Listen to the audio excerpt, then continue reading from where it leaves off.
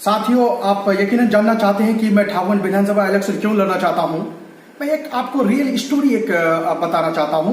पिछले साल जब मैं ठाकुरगंज प्रखंड अंतर्गत दल्ले गांव में जब गया तो वहां की हालात को जब मैं अपनी आंखों से देखा, वहां की माओ से मैंने बात किया तो वहां की माओ ने यह कहा कि बेटा, मेरे यहाँ का हालात इतनी बदतर और बुरा हाल है कि देखो, आप खुद देख रहे हो कि हमारे यहाँ सड़कें नहीं है और वहां यकीनन सड़क नहीं है कि वहां लोग आसानी से जाना आना कर सके।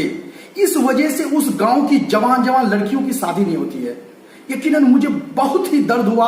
आज तक उस दर्द को मैं जब महसूस करता हूं तो तड़प जाता हूं। और दूसरी बात, जब वहां की माओ ने यह बताया कि हमारे यहाँ के बच्चे नेपाल के स्कूलों में जाके पढ़ता है। बड़ी दुर्भाग्य है, आजादी के 70 साल बाद भी आज भी हमारा इस देश के एक ऐसा जगह ठाकुरगंज प्रखंड के अंतर्गत दल्ले गांव पंचायत और वहां के बच्चे नेपाल के स्कूलों में जाके पढ़ता है और नेपाल के बच्चे हमारे बच्चों के मोरल को डिक्रीज करने का काम करता है, उनको चिढ़ाने का काम करता है कि तुम इंडियन हो, भागो तुम इंडियन। लेकिन वहां और कोई दूसरा उस गांव के बच्चों को पढ़ने के लिए कोई दूसरा चारा नहीं है नेपाल के स्कूल में पढ़ने का। तो और उसी के नजदीक में हमारा मौजूदा विधायक का भी घर है। इससे पहले वो मंत्री भी जा चुके हैं। अब बताइए कितनी तकलीफ वाली बात है। इसलिए मैंने भी जब उस दिन वहां से आया और सोचा कि नहीं, मुझे इलेक्शन लड़ना चाहिए। इस यहाँ की जो हालात है, यहाँ की बदतर से बदतर जो खस्ता हालात है, कब तक मैं इनको अपनी आंखों से देखता रहूं और कब तक मैं मौन और चुप रहूं।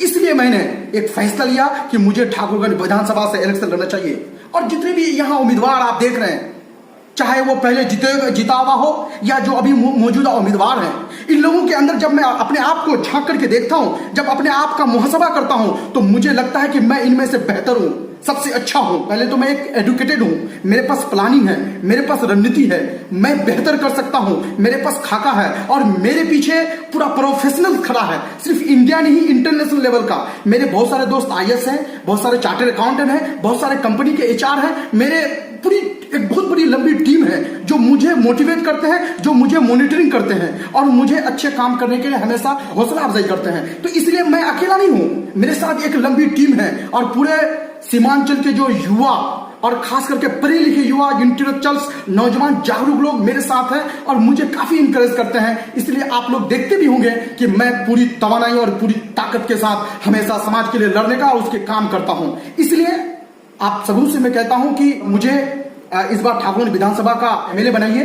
इंशाल्लाह मैं इस इलाके की तकदीर और तस्वीर जरूर बदलूंगा। और मैं ये जितने भी उम्मीदवार हैं ठाकुरगंज विधानसभा से, उन लोगों को मैं खुली चैलेंज करता हूं कि अगर आप में जुर्रत है तो आप आए मैदान में, एक प्लेटफॉर्म पे आके बैठे और सब आपस में डिबेट करें। अगर आपके अंदर क्या स्किल है, आप क्या करना चाहते हैं, क्या प्लानिंग है, क्या स्ट्रेटेजिक है, आइए सब बैठ करके बात करते हैं। और सारे मीडिया वाले भी होंगे, अगर क्रेडिबिलिटी है तो हम देखना चाहते हैं। लेकिन मुझे लगता है कि मैं उन लोगों में से बेस्ट हूं, इसलिए मैं इस ठाकुरगंज विधानसभा का उम्मीदवार बनना चाहता हूं और इलेक्शन लड़ना चाहता हूं। यकीनन साथियों, मुझे भरपूर उम्मीद है कि अगला ठाकुरगंज विधानसभा से MLA आप लोग मुझे चुनेंगे। अगर आप लोग मुझे अपना MLA चुनते हैं तो उसके बाद मैं क्या क्या करना चाहता हूं, मैं ठाकुरगंज विधानसभा के लिए क्या क्या विकास करना चाहता हूं, क्या प्लानिंग है, तो आप लोग मेरे अगले वीडियो यानी पार्ट 4 को देखें, जरूर देखें।